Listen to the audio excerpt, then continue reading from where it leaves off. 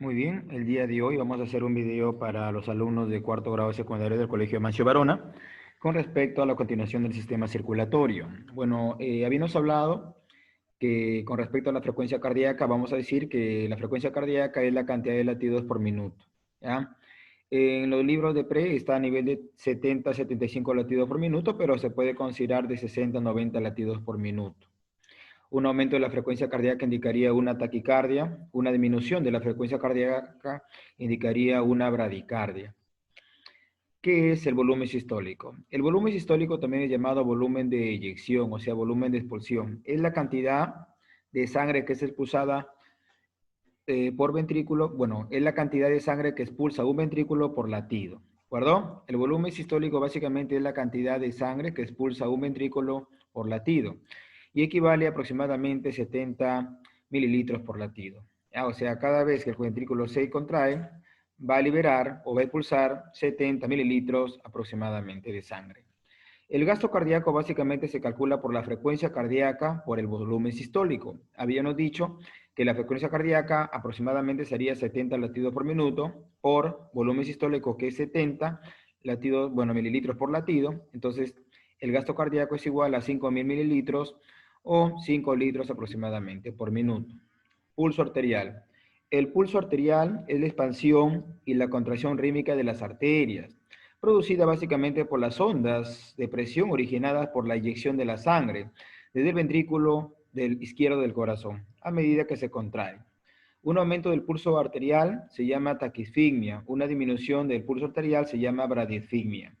Siguiente, presión arterial. La presión arterial se considera la presión arterial es la fuerza de sangre al empujar, es la fuerza de su sangre al empujar contra las paredes de las arterias. ¿Ya? Esa es la presión arterial. Es la fuerza que ejerce la sangre sobre las paredes de las arterias. La presión arterial se calcula por el gasto cardíaco por la resistencia vascular periférica. La presión normal es de 120, que se considera la presión sistólica, sobre 80, que es la presión diastólica. Lo normal sería 120 sobre 80. En cuanto al automatismo cardíaco, al sistema nodal, vamos a decir que es un sistema que va a generar obviamente los propios latidos, ¿verdad? Tenemos, por ejemplo, aquí tejidos muy importantes como el nodo sinusal. El nodo sinusal básicamente lo que vemos acá también se llama marcapaso cardíaco o nodo de Key-Flag, ¿no?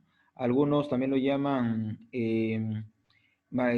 marcapaso sinoauricular o marcapaso principal. Bueno, está situado básicamente junto a la desembocadura de la vena cava superior y es aquí exactamente donde se origina obviamente el impulso cardíaco. Ya en el nodo sinusal se origina el impulso cardíaco.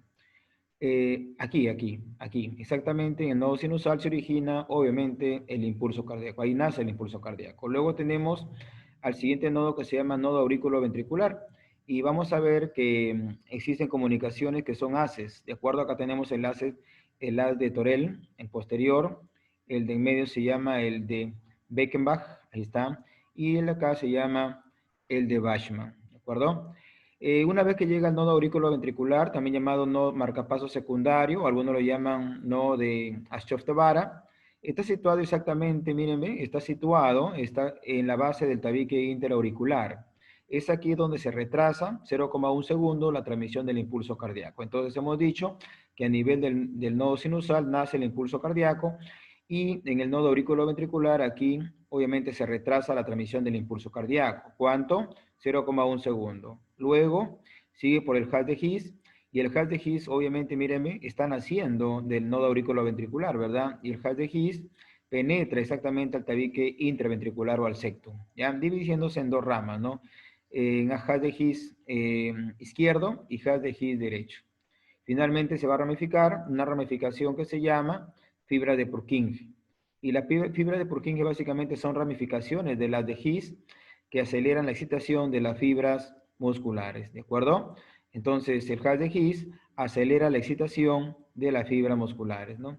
Algunos consideran que la fibra de Purkinje determina la sincronización. Quiere decir que los ventrículos se contraen a la vez, ¿ya? Entonces, en el nodo sinusal nace el impulso cardíaco, en el nodo auriculoventricular se retrasa la transmisión del impulso cardíaco 0,1 segundo, el haz de His obviamente lo va a conducir y la fibra de Purkinje o la arborización Es aquí donde básicamente se acelera la excitación de las fibras musculares. Vamos a decir además que con respecto a la frecuencia de descarga del sistema de conducción cardíaco, por ejemplo, el nodo sinusal va a dar lugar a que se produzcan, por ejemplo, entre 60 a 100 latidos por minuto, miren. El nodo auriculoventricular va a dar lugar a que se formen entre 40 y 100 latidos por minuto, y el haz de His entre 20 a 40 latidos por minuto, y la fibra de Purkinje genera menos de 20 latidos por minuto. Bueno, con respecto al ciclo cardíaco, he considerado una mnemotécnica muy importante llamado Sacipe-Rilleve, ¿no? Acuérdense esta mnemotecnia, Sacipe-Rilleve. El ciclo cardíaco dura aproximadamente 0,8 segundos y está dividido en dos partes, ¿no? Una sístole, que es la contracción, y una diástole, que es la relajación.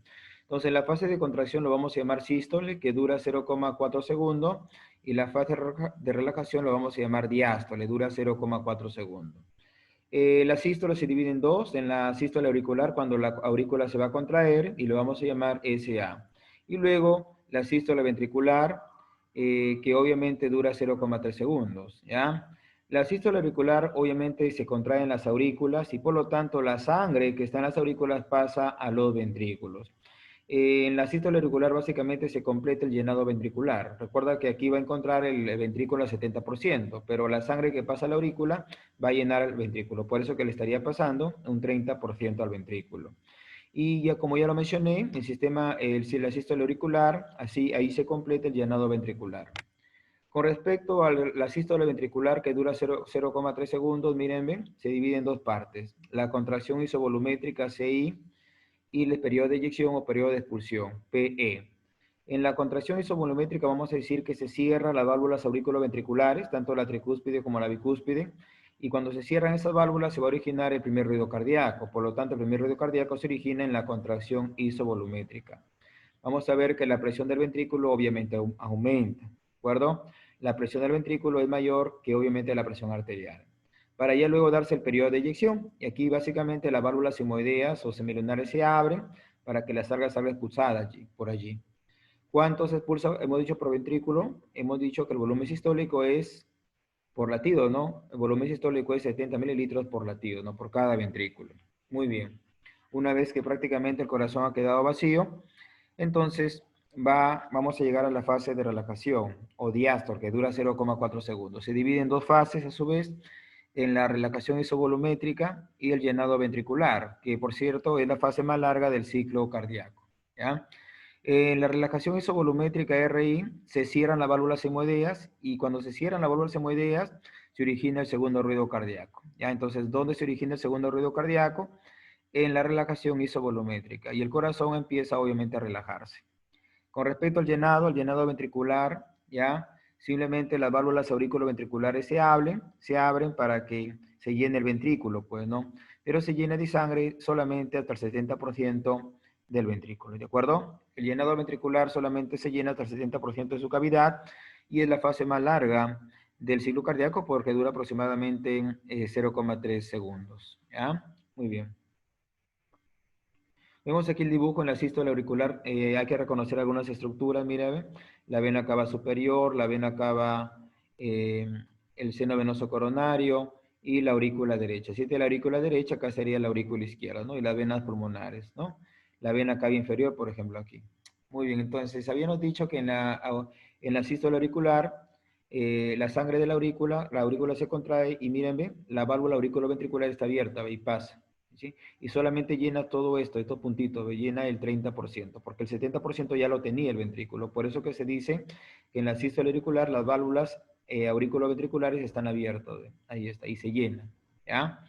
Muy bien. Vamos, obviamente, a la siguiente, que significa la contracción isovolumétrica. En la contracción isovolumétrica es una vez que, miren, ve, ya está completo el llenado, la válvula auriculoventricular se cierra. Todas las válvulas se cierran, ¿ve? Tanto las auriculoventriculares, la tricúspide y la bicúspide, y las válvulas simoideas.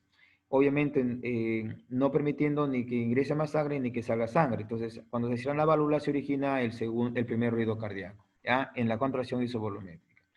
Luego en el periodo de eyección, o que sería en el periodo de expulsión, simplemente mírenme, las válvulas auriculoventriculares están cerradas, pero las simoideas obviamente están abiertas. ¿Para qué? Para expulsar la sangre por ahí, ¿no? Sale la sangre. el periodo de eyección, ¿de acuerdo? Muy bien. Luego viene la relajación isovolumétrica, donde vamos a ver rápidamente que una vez que la sangre salió, automáticamente la válvula sigmoidea se cierra. Además que las otras válvulas están cerradas, pues, ¿no? Se cierran, y mírenme, para evitar el flujo retrógrado de la sangre, pues, ¿no? Y en ese momento, cuando la válvula se cierra, se origina el segundo ruido, que se llama el segundo ruido cardíaco. Ahí está. Entonces, si el primer ruido cardíaco se originaba en la contracción isovolumétrica, el segundo ruido cardíaco se origina en la relajación isovolumétrica.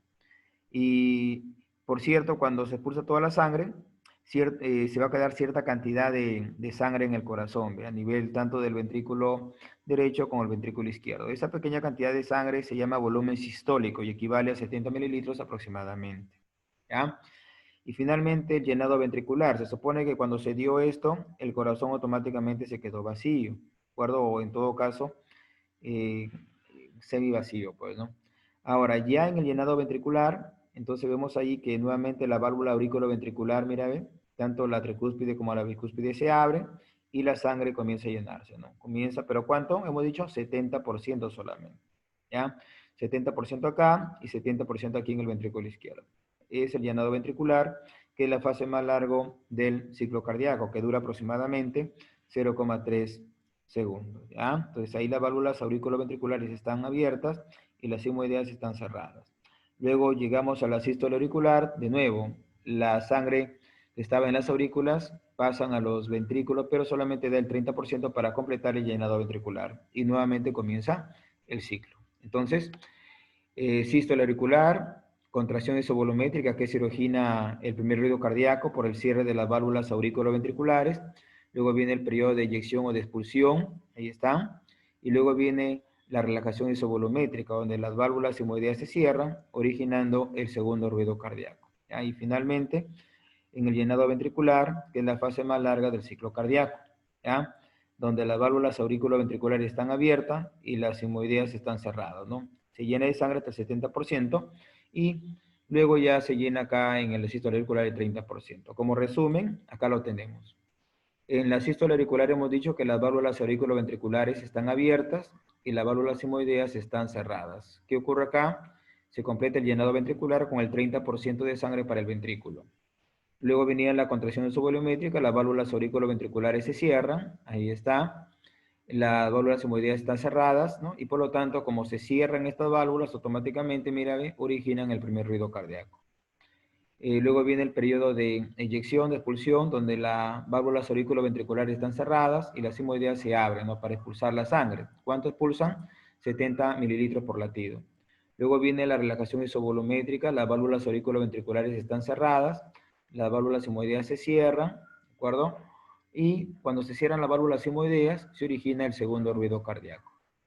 Finalmente, el llenado ventricular, las válvulas auriculoventriculares se abren, ahí está, las válvulas sigmoideas están cerradas, ¿sí? Y aquí ocurre el 70% del llenado ventricular, ¿de acuerdo? Muy bien. Aquí simplemente este cuadro es de un resumen, donde vemos ahí que la sístole auricular, las válvulas auriculoventriculares están abiertas, las válvulas sigmoideas están cerradas y ocurre el 30% del llenado. En la contracción isovolumétrica, esta válvula auriculoventricular se cierra, ahí está, válvulas sigmoideas se cierran, y como se cierra esta válvula, se origina el primer ruido cardíaco. En el periodo de eyección, la válvula auriculoventricular está cerrada, la válvula sigmoidea están abiertas, mírenme, y se libera 70 mililitros por litro, ¿no? Por latido, ¿no? Que obviamente sería el volumen sistólico. En la relajación isovolumétrica, las válvulas auriculoventriculares están cerradas, las válvulas sigmoideas están cerradas, y vemos acá que cuando una válvula está abierta y se cierra, se origina el segundo ruido cardíaco. Por lo tanto, en la relajación isovolumétrica se origina el segundo ruido cardíaco. En el llenado ventricular, la válvula auriculoventricular está abierta, la válvula sigmoidea está cerrada y se llena el 70%, obviamente, del ventrículo.